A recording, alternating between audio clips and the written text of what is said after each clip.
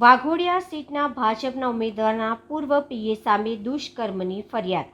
ધર્મેન્દ્રસિંહ વાઘેલાએ કહ્યું, મેં 3 મહિના પહેલા જ પીએમાંથી કાઢી મૂક્યો છે।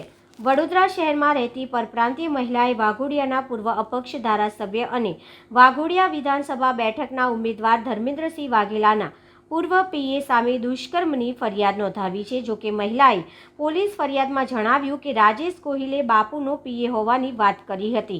આ મામલે વાઘોડિયાના પૂર્વ અપક્ષ ધારાસભ્ય અને વાઘોડિયા વિધાનસભા બેઠકના ઉમેદવાર ધર્મેન્દ્રસિંહ વાઘેલાએ જણાવ્યું હતું કે મેં રાજેશ ગોહિલને 3 મહિના પહેલા જ પીએમાંથી કાઢી મૂક્યો છે।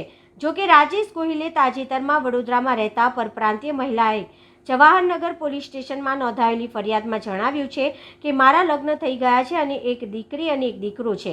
વર્ષ 2020માં મારા પતિ સાથે મારા છૂટાછેડા થયા હતા, જેથી અમે અલગ રહીએ છીએ।